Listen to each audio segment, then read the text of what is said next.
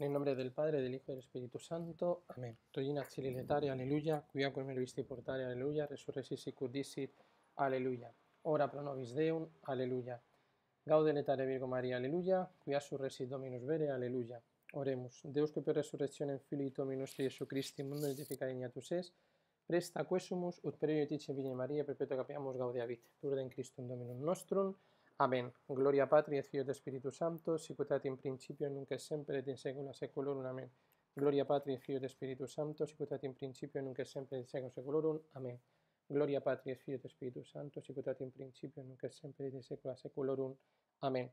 Sagrado Corazón de Jesús, en vos confío. Inmaculado Corazón de María, sé nuestra salvación. San José y todos los santos, rogad por nosotros. Ave María Purísima, sin pecado concebida. Bueno, vamos a tener esta breve clase, porque va a ser pues más breve de lo normal, pero no quería dejarla pasar sin ver la teoría ramificada de tipos, ¿vale? Digamos esto que quedaría como una clase un poco extra, pero que vais a ver que va a durar bastante menos.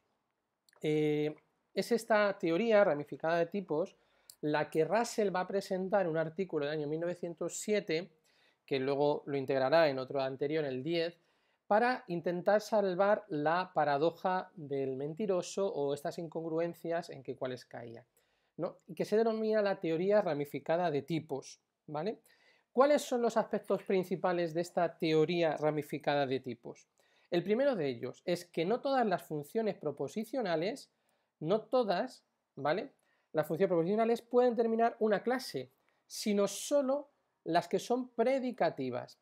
¿Y qué es una función proposicional predicativa? Pues es una función, se llama predicativa, a una función de una variable que es de orden inmediatamente superior al orden de su argumento. Esto es, entonces solo van a poder ser funciones proposicionales de una clase las que son de un rango superior al orden del argumento. Por ejemplo, hablar de Marco, de Aristóteles, de Tulio, de César, de quienes sean, ¿vale? Yo podré hablar de la clase de los hombres respecto a estos argumentos cuando la función proposicional sea predicativa, es decir, que esta función es de un orden inmediatamente superior. Es decir, al hablar de los hombres es de un orden superior a hablar de Marco, de Tulio, etc. Al hablar de los animales sí que podría hacer la clase como función proposicional predicativa, porque en el orden inferior estarían los hombres, los perros, los gatos, etc. ¿Vale? Entonces, lo primero de la teoría ramificada de tipos es que no todas las funciones proposicionales pueden tener una clase, sino solo las que son predicativas. Entendiendo por predicativas aquellas que son de un orden inmediatamente superior al orden del argumento. Otra segunda característica de esta teoría ramificada de tipos es que hay que excluir las proposiciones, digamos, universales del tipo todas las proposiciones, todas las propiedades, ¿no? Si se deben excluir proposiciones de este tipo sin mencionarlas, es decir, sin tener que decir que se excluyen para evitar caer en el círculo vicioso. Recordar la clase de las clases que no se incluyen a sí mismas. O sea, todas las clases, esa universalización, ¿no? Dice que se tienen que excluir sin mencionarlas. Dice el propio Russell, ¿no? Como veis ahí en la nota 176, dice: es necesario limitar todas las proposiciones antes de que se convierta en una totalidad ilegítima, y que cualquier limitación que la haga legítima debe conseguir que cualquier afirmación sobre la totalidad caiga fuera de la misma totalidad. Esto es importante, que cualquier afirmación sobre la totalidad esté fuera de la misma totalidad. ¿Por qué dice esto? Para evitar caer en incongruencias. Entonces, por ello, esa es la solución que se ofrece, cuando se afirma una proposición de la forma para todo x phi de x, y esta es una proposición universal, ¿vale? Para todo x phi de x, no se está diciendo que la función es verdadera para todos los valores de x. Es decir, cuando hemos añadido ahí el cuantificador universal, no estamos diciendo que sea válida para todas las propiedades. Es decir, no se está diciendo que la función es verdadera para todos los valores de x, sino cuánto viene afirmado por para todo x phi de x. ¿Vale? Cuando viene afirmado para todo x phi de x. Es decir, no es para todas, repito, no es para que toda función verdadera para todos los valores de x, sino solo cuánto viene afirmado dentro de esto. Es decir, ya estamos dando por verdadera esta proposición, ¿vale? Bien, para todo, son todas las proposiciones que son valores para phi de x. luego es solamente con aquellos valores de x que hacen significante phi de x, es decir, que hacen verdadera, o sea, con todos los argumentos posibles que se afirma phi de x cuando se afirma para todo x phi de x. Es decir, cuando yo hago esto, ya estoy excluyendo de ella las situaciones en que la x no es verdadera, ¿vale? Por eso está diciendo aquí que a la hora de poner para todo x phi de x, son aquellos valores, no todos los posibles valores de x, porque llevarían a sentidos o totalidades ilegítimas, sino solo aquellas para los, sino solo cuanto bien afirmado todas las proposiciones que sean para valores phi de x, si dais cuenta, tiene este simbolito que hemos visto en la clase anterior, en las dos clases, la primera lección.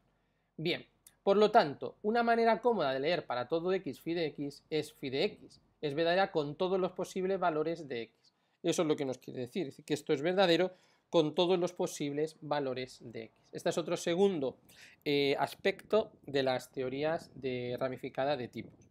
Un tercer aspecto es que el tipo de una función depende no solo del tipo de los argumentos que sustituyen a las variables, es decir, si estamos hablando de términos, de proposiciones, etc., sino también del tipo de las variables ligadas que aparecen en la función. Es decir, no es solo del tipo de los argumentos, sino también de las variables que están ligadas. Entonces, para hacer esta posible función, yo lo que tengo que hacer es introducir un nuevo tipo dentro de la función, que es lo que llamamos el orden. Es decir, en los tipos normalmente estamos significando, pues, digamos, los argumentos. Pero también hay que hablar de las variables, ¿vale? No solo simplemente, no solo es verdadero el argumento, sino que también hay que ver las variables que están ligadas en esa función, porque hemos dicho que para todo x phi de x que sean solo las verdades, es decir, luego también hay que meter el valor de la variable. Entonces, para hacer esto es necesario que introduzcamos un nuevo tipo dentro de ellas, que vamos a llamar orden, y precisamente es el que ramifica las cosas. Es decir, tenemos, veis aquí, ¿no?, que tenemos los tipos, tipo 1, tipo 2, tipo 3, y que veis que se queda aquí en un superíndice que está a la derecha. Pero, como hay que tener en cuenta también no solo el argumento, el tipo de argumentos, estos serían todos, ¿no?, que veis aquí, del tipo 1. Bueno, pues los vemos aquí, ¿no? Todos estos son argumentos del tipo 1, ¿vale? Es decir, la clase que contiene esos elementos. Pero también nos está dando el orden, porque importan también las variables que van a meter. Y por eso hablamos del primer orden, del segundo orden o del tercer orden. ¿Esto qué quiere decir, por ejemplo? Estamos hablando que hay un predicado que es del primer tipo y del primer orden. Esto es un predicado que es del primer tipo, pero de segundo orden. Y esto es un predicado que es del primer tipo, pero del tercer orden. Entonces, perdonad que se ha ido aquí el zoom. Esto es importante, ¿no? Entonces, el tipo de función no solo va a depender del tipo de los argumentos, es decir, si es un argumento terminal, si es un argumento proposicional, si es un argumento predicativo, no va a depender solo del tipo de los argumentos que sustituyen a variables, sino también del tipo de las variables. ¿Y cómo significamos tipo de variables? Poniendo otro superíndice a la izquierda. Aquí estamos hablando en el primer orden todo el tiempo de la primera variable. En el segundo orden estamos hablando del tipo de variables de segundo orden y así sucesivamente, ¿no? Por tanto, el tipo de las variables que están ligadas en esta función, ¿vale? Eso es lo que llamamos orden. Entonces, vamos a ir a verlo más, ¿no? Se puede considerar la expresión. Vamos a clarificar, veis que aquí el único elemento que no conocemos es esta t que no hemos visto hasta ahora. ¿Qué quiere decir el tipo t más 1? Que es un tipo, ¿vale? El de un tipo superior, ¿vale? El t más 1, ¿vale? El t más 1 es que es del tipo que sea más 1, es decir, es un orden superior. Bien, ¿cuál es el problema? Entonces, todo esto diríamos que para todo elemento predicativo que es de un orden superior, del tipo, tal que ese elemento predicativo de orden superior contiene una clase de ese tipo, ¿vale? Es decir, contiene a una clase de ese tipo, un predicado superior. Es decir, que este predicado es de un orden mayor o de un tipo superior a este otro. Es lo que nos está diciendo, ¿no? Vale, el problema que contiene esta expresión es que esta expresión contiene como variable vinculada al término pt más 1, que al estar cuantificado universalmente, como veis ahí, va a variar sobre la totalidad de las funciones del tipo t más 1. Es decir, claro, aquí ¿cuál es el problema? Que no está ligada a la variable. Aquí está ligado el tipo, pero no la variable. Está ligado, como veíamos aquí, los argumentos, pero no las variables. Entonces, al tener el cuantificado universal, muy bien, sí, tú has universalizado el argumento, pero ¿y las variables? ¿Qué ocurre con ellas? ¿No? Entonces, como ya hemos recordado, esa totalidad puede ser definida solo en términos de sí misma. Es decir, nos encontramos con un total, este total debería contener miembros definibles en términos totales mismo, de nuevo cayendo en un círculo vicioso. ¿Cómo podemos limitar todo esto? Añadiendo los subconjuntos mucho más pequeños de orden J, lo que hemos llamado aquí el orden, que siempre va a ser un número entero, de tal manera que no se deba hacer referencia a la totalidad del tipo. Es decir, ¿qué voy a ganar yo a la hora de introducir la J? Lo que voy a ganar es que ya limito la universalización.